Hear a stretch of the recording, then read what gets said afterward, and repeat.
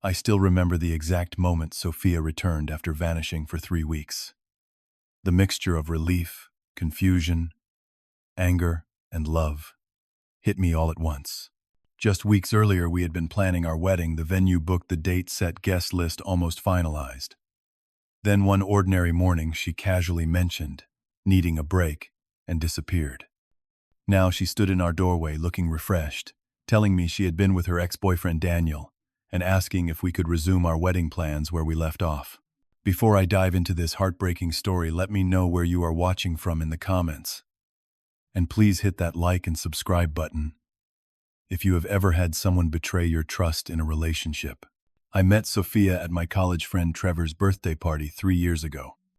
She walked in wearing a burgundy dress that complemented her dark hair, and I noticed her immediately. What caught my attention beyond her beauty was her laugh, genuine and uninhibited.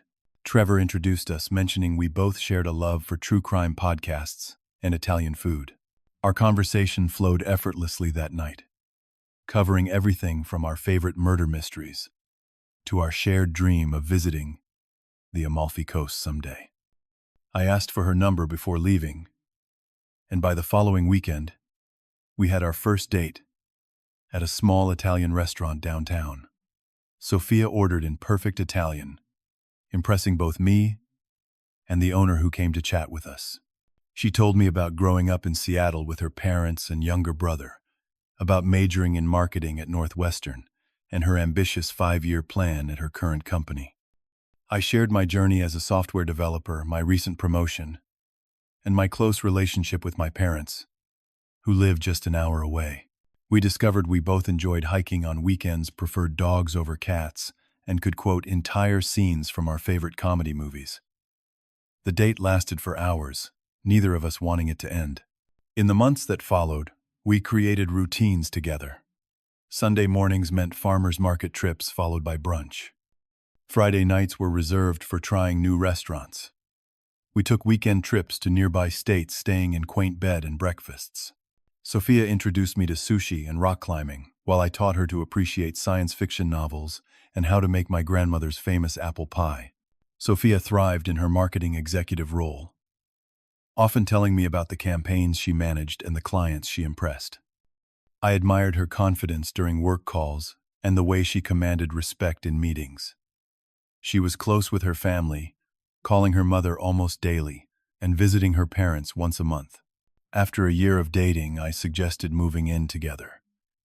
We found a 2-bedroom apartment with a small balcony, where Sophia immediately started growing herbs and flowers. We painted the walls ourselves, argued playfully about furniture choices, and compromised on decor. The 2nd bedroom became half office space for her work-from-home days, half storage for my gaming equipment. Our life together felt complete. We hosted dinner parties for friends, established favorite takeout spots for lazy evenings, and created a home that perfectly reflected both our personalities. I knew I wanted to spend my life with her. The proposal happened at Azure, an upscale restaurant overlooking the city, where we had celebrated our first anniversary. I arranged with the staff to bring the ring with dessert. When the chocolate souffle arrived with the diamond ring beside it, Sophia gasped, tears filling her eyes, before I could even properly ask the question. She said yes before I finished my prepared speech, launching herself into my arms while nearby diners applauded.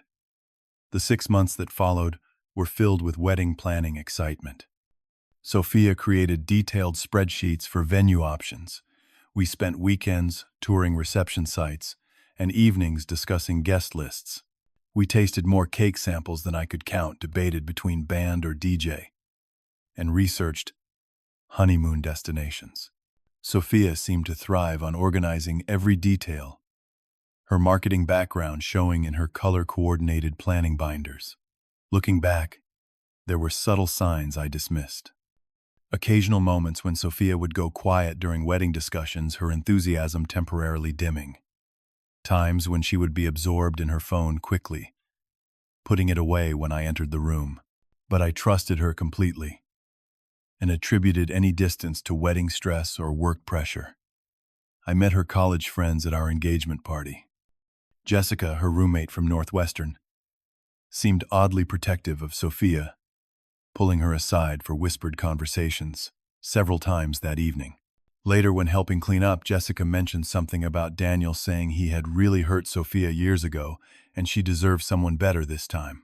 When I asked Sophia about it later, she brushed it off as ancient history. A college relationship that ended badly, nothing worth discussing. Our apartment gradually filled with wedding magazines, sample invitations, and fabric swatches. Sophia had created a wedding mood board that hung in our dining area. I loved watching her excitement, as each new detail was confirmed, completely unaware that our carefully constructed future was about to crumble. It was an ordinary Tuesday morning that changed everything. Sophia seemed distant while getting ready for work, checking her phone more frequently than usual, responding with one-word answers to my questions about dinner plans. I assumed she was preoccupied with an important client meeting she had mentioned the previous night. As I poured her coffee and prepared toast the way she liked it, she suddenly said, "I think I need some space, Elton." The words hung in the air between us. Her coffee untouched my mind, struggling to process what she meant. "What kind of space?" I asked, trying to keep my voice steady, despite the sudden knot forming in my stomach. Her explanation was frustratingly vague. She mentioned feeling overwhelmed, needing clarity, wanting to make sure she was making the right decisions. When I specifically asked if this was about the wedding, she nodded, suggesting we take a break from planning. I assumed she meant we would pause wedding preparations for a few days, maybe a week, to reduce her stress. I suggested canceling our appointment with the florist that weekend, offering to handle some of the planning tasks she had been managing. But Sophia shook her head. "I need more than that," she said, her voice steady but distant. "I need some time to myself to think. I think we should take a break." The words fell between us like shattered glass. "A break from planning or a break from us?" I asked, my throat tight. "Both," she replied, finally meeting my eyes. "Just for a little while. I need to clear my head." I watched in confusion as she went to our bedroom and pulled out a suitcase, the large one we had used for our 2-week vacation the previous summer. She packed methodically, taking more clothes and personal items than seemed necessary for what should have been a short thinking period. "Where will you stay?" I asked, following her around our apartment as she gathered her things. "With Jessica, probably," she answered without looking up. "Or maybe a hotel for a few nights. I just need some space to think." When she finished packing, she kissed me goodbye. A kiss that felt different, almost final. She promised to check in soon and said she would call that evening.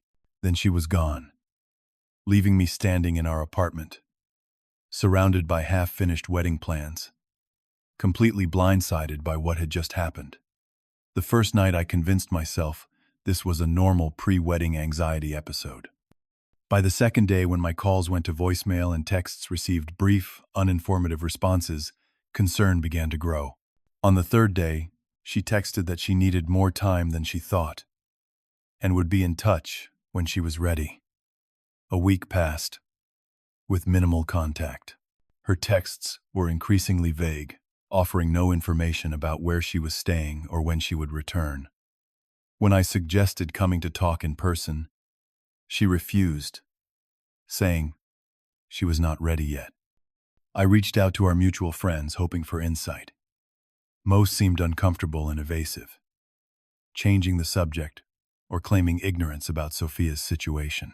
This only heightened my suspicion that something more was happening than a simple case of cold feet. 10 days into her absence, I contacted her office, concerned about her well-being. Her assistant informed me that Sophia had requested 2 weeks of vacation time effective immediately, something she had never mentioned to me. I checked our shared location app to discover she had turned off her location sharing. Growing increasingly worried, I called her parents. Their reaction surprised me. While they seemed mildly concerned about our relationship status, they did not seem worried about their daughter's whereabouts, suggesting she just needed time to sort through some things. The conversation left me with the distinct impression they knew more than they were saying. My suspicions grew when Jessica slipped up during a phone call. I had called hoping to speak with Sophia, if she was indeed staying there. But Jessica claimed Sophia was out. When I expressed concern about barely hearing from her for almost 2 weeks, Jessica casually mentioned that Sophia was doing fine inadvertently, revealing she had recent contact with her. At the 2-week mark, Sophia texted that she needed more time, offering no explanation for her continued absence, or when she might return. I spent sleepless nights staring at our wedding planning binders, vacillating between worry, anger, and heartbreak. I imagined various scenarios from health issues she might be hiding to sudden doubts about our compatibility. Never did I imagine the truth would be so much worse than my darkest thoughts. By the 3rd week of Sophia's absence, my friends were encouraging me to accept that the relationship might be over. Aaron, my best friend since high school, suggested I pack up the wedding materials that still cluttered our apartment. My brother Jake called daily, concerned about my mental state, as I oscillated between hope that Sophia would return and anger at her unexplained abandonment. Then came the social media post that shattered any remaining illusions. A mutual acquaintance named Tyler posted an Instagram story from Bellini, an upscale restaurant across town. In the background of his selfie, barely visible but unmistakable, was Sophia sitting at a corner table. The image lasted only seconds in his story, but it was enough for me to screenshot it. I spent that evening examining the photo, zooming in, to confirm it was definitely her. That is when I noticed a detail that made my stomach drop: a man's hand visible across the table holding hers. The watch on his wrist was one I had never seen before, clearly not belonging to any of our mutual male friends. The next morning, driven by a need for answers, I confronted Jessica. After several denials and attempts to change the subject, my persistence finally broke through. "Fine," she sighed over the phone. "Yes, Sophia has been seeing Daniel." Daniel. The name hit me like a physical blow. Her college ex-boyfriend. The one who supposedly hurt her badly years ago. Jessica reluctantly filled in the details. Daniel had moved back to town about 2 months ago, after accepting a position at a law firm downtown. He had reached out to Sophia through social media, suggesting an innocent coffee to catch up. That coffee led to lunch, which led to more meetings, all kept secret from me. According to Jessica, Sophia had been meeting him secretly for weeks before asking for our break. The revelation that what I thought was sudden wedding anxiety had actually been premeditated deception felt like a second betrayal, even more painful than the first. When did she know she was going to ask for a break? I demanded, my voice shaking. Jessica hesitated before admitting. She had been considering it for a couple weeks. Daniel coming back complicated things for her. She just needed to figure out her feelings. I called Sophia immediately after hanging up with Jessica, but the call went straight to voicemail. An hour later, she texted, "I know you talked to Jessica." "Yes, I have been spending time with Daniel. I am still figuring things out. Please, give me space." That night, alone in our apartment, surrounded by the remnants of what I thought was our future, I finally broke down. The pain was physical, a constant pressure in my chest that made it difficult to breathe. Aaron came over bringing whiskey and takeout I could not eat. He stayed the night on our couch, concerned about leaving me alone in such a state. The next day, with Aaron's help, I packed all the wedding materials into boxes, unable to look at them anymore. The venue contract with our deposit check copy, the sample invitations, the seating chart drafts, all reminders of a future that was dissolving before my eyes. I made the difficult calls to my parents and closest family members who had already booked flights, explaining that the wedding might be off. My mother's voice cracked as she expressed her disappointment, not in me, but in Sophia, whom she had welcomed into our family. My father, usually stoic, offered to come stay with me for a few days. I declined, but appreciated the gesture more than he knew. As the 3rd week stretched into the 4th, the emotional devastation reached its peak. I cycled through grief, anger, confusion, and numbness. Sleep came only in short, restless bursts. Food lost its taste. Work became a welcome distraction during the day. But evenings in our apartment were unbearable, filled with memories and unanswerable questions. The depth of the betrayal was what hurt the most. Not just that Sophia had feelings for someone else, but the calculated nature of her actions, the secret meetings, the deliberate deception, the fact that what I thought was a temporary break to clear her head was actually her test driving another relationship while keeping me as a backup option. Every memory of our time together now felt tainted, causing me to question everything we had shared. 26 days after Sophia left, there was a knock at our apartment door. Opening it, I found her standing there looking different somehow. Her hair was shorter, falling just below her shoulders instead of to the middle of her back. She wore a new blouse I had never seen, and there was a nervous smile playing at her lips. "Hi," she said casually, as if she had just returned from a day at work rather than nearly a month of absence and silence. "Can I come in?" In shock, I stepped aside, watching as she entered our apartment, and looked around, noting the absence of wedding magazines and planning binders that had previously cluttered every surface. She sat on our couch, the same spot where we had spent countless evenings watching movies and planning our future. "I am back," she announced, her tone suggesting this was wonderful news I should be celebrating. "I think I am ready to continue with our wedding plans now." The surreal nature of the moment left me speechless. She continued talking, mentioning that we would need to contact the venue to confirm our date was still available, suggesting we might need to rush some of the remaining preparations. "You've been gone for almost 4 weeks," I finally said, my voice surprisingly calm despite the storm of emotions inside me. "And you think we can just pick up the wedding planning?" "Yes," she replied, simply. "I needed some time to be sure, but I am now. We can get back on track pretty quickly if we focus." The dam broke. "Where have you been?" I demanded, my voice rising. "With who, doing what? Do you have any idea what the past month has been like for me?" Her expression shifted to one of mild annoyance, as if my questions were unreasonable. "I told you I needed some space to think," she said defensively. "I stayed with Daniel for most of it. I needed to resolve some unresolved feelings." The clinical way she described her betrayal only fueled my anger. "You stayed with your ex-boyfriend for 3 weeks without telling me while we were engaged. And now you want to resume wedding planning." Sophia sighed, as if explaining something obvious to a child. I had some lingering questions about my feelings for Daniel from the past. When he moved back, those old emotions resurfaced. I needed to explore that before committing to marriage. "Isn't it better that I did this before the wedding instead of after?" Her logic was so twisted, so self-serving, that it momentarily left me speechless. She continued, "I needed to be sure. Elton, I needed to know if what I felt for him was real or just nostalgia. And in the end, I chose you. That should tell you something." It was then I noticed the wedding planning boxes stacked in the corner. "Why are all the wedding things packed away?"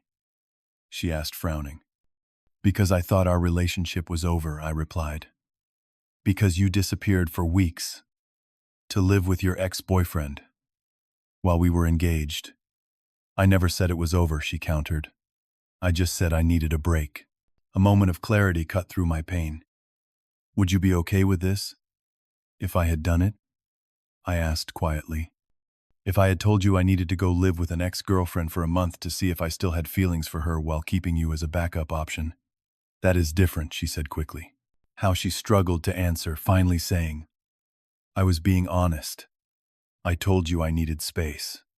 You were not honest about where you were going or what you were doing," I pointed out. "You let me worry for weeks, checking hospitals and calling friends." Her defensiveness increased. "At least I did not cheat on you without telling you. I took a break first. That was the responsible thing to do." The word hit me like a slap. "Did you sleep with him?" I asked, though I already knew the answer from her defensive posture. Her hesitation was confirmation enough. "We have a history," she eventually said. It was part of what I needed to figure out. The final blow came when she added, "None of our wedding guests would ever need to know about this. We can move forward and put this behind us. You should actually be glad I chose you in the end." In that moment, standing in our apartment with the woman I had thought would be my wife, something shifted inside me. A calm clarity replaced the chaos of emotions that had been swirling for weeks. "I need you to leave," I said quietly, moving toward the door and opening it. Sophia stared at me in disbelief. "What, I want you to leave and take your boxes with you. I will help you get them to your car." For the first time since her return, Sophia seemed to realize the gravity of the situation. "You cannot be serious," she said, her confidence faltering. "You are just angry right now. We can work through this. Trust is like glass." "Sophia," I explained, surprised by my own composure.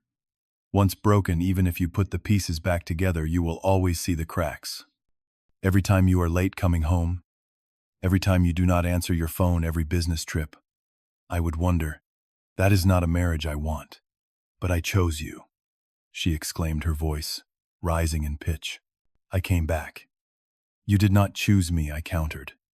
"You kept me as an option while you explored another. That is not love or respect. That is not what I deserve. And honestly, not what you deserve either." As my words sank in, Sophia's expression transformed from confidence to panic. She began listing our good times together, reminiscing about vacations and holidays, mentioning the plans we had made. Each memory she invoked pulled at my heart, but did nothing to rebuild the trust that had been shattered. I remained firm despite the emotional tug of our shared history. "We need a clean break," I told her. "We will need to figure out the apartment lease, separate our finances, and divide our possessions. But right now I need you to go. You will regret this," she said, tears finally appearing. "Daniel was a mistake. You are the one I want to be with." I looked at her directly, feeling the pain of what might have been alongside, the certainty of what needed to happen. "Love without trust and respect is not enough," I said simply. "And right now, I do not have either for you." In the end, she left with only her personal items, agreeing to return for the larger things later. I watched from our apartment window as she loaded her suitcase into her car, her movements suggesting she still did not fully understand what had happened or why I could not simply welcome her back. That night alone in our apartment was one of the hardest. The silence seemed to echo with the conversations we would never have, the life we would never share. Yet beneath the pain was something unexpected, a sense of self-respect. I had not anticipated a knowledge that I had stood up for what I truly deserved in a relationship. The weeks following our breakup were some of the most challenging of my life. Telling family and friends that the wedding was officially canceled meant reliving the pain repeatedly. Some reacted with sympathy, others with shock, and a few with judgment for not trying to work things out. Support came from unexpected sources. Sophia's brother Marcus called to express his respect for my decision, admitting he would have done the same. Former colleagues sent messages of encouragement. My parents, while heartbroken for my pain, expressed pride in my self-respect. I began seeing a therapist to process the betrayal and loss. Through our sessions, I discovered patterns in my relationship with Sophia. I had overlooked times. I had ignored my instincts in favor of maintaining peace. I learned that true partnership requires more than shared interests, and chemistry, it demands mutual respect and consideration. Healing came gradually. I focused on my career, earning a promotion I might have missed had I been consumed with wedding planning. I rediscovered hobbies I had neglected, joining a local hiking group and taking guitar lessons I had always wanted to pursue. Friends I had seen less frequently during my relationship became regular fixtures in my life again. Weekend camping trips with Aaron and game nights with my coworkers filled my calendar. While I sometimes returned to an empty apartment, I was no longer consumed by loneliness. 6 months after our breakup, I encountered Sophia and Daniel at a restaurant downtown. The moment I had dreaded for months came and went with surprising ease. We exchanged polite greetings, and I felt an unexpected absence of pain. She seemed smaller, somehow less significant to my happiness than I had once believed. Later that week, I learned from mutual friends that Sophia and Daniel's relationship was already showing cracks. She had discovered the same controlling tendencies that had ended their relationship in college, and he had grown frustrated with her indecision about their future. While I took no pleasure in their struggles, it confirmed my belief that her grass-is-greener approach to relationships would ultimately leave her unsatisfied. 1 year after Sophia left, I reflected on everything I had learned. The experience had taught me to trust my instincts, to require respect in my relationships, and to recognize that someone who truly loves you will not treat you as an option. Most importantly, I learned that sometimes the most painful losses lead to the most significant growth. I began dating again, approaching relationships with clearer boundaries and expectations. I became better at recognizing red flags and more willing to discuss difficult topics early. While opening myself to new possibilities was scary, the alternative, closing myself off from connection, seemed far worse. The wedding that never happened no longer feels like a missed opportunity, but rather a fortunate escape. Sometimes losing what you thought you wanted leads to finding what you truly need. A partner who chooses you clearly and consistently, not just when it is convenient. Have you ever had to make a difficult decision to walk away from someone you loved because you deserved better? Share your story in the comments below. If this resonated with you, please hit the like button and subscribe to hear more stories about finding strength through life's challenges. And if you know someone going through something similar, share this with them. Sometimes knowing others have survived similar pain makes our own easier to bear. Thank you for listening to my story. And remember, choosing yourself is not selfish. It is necessary.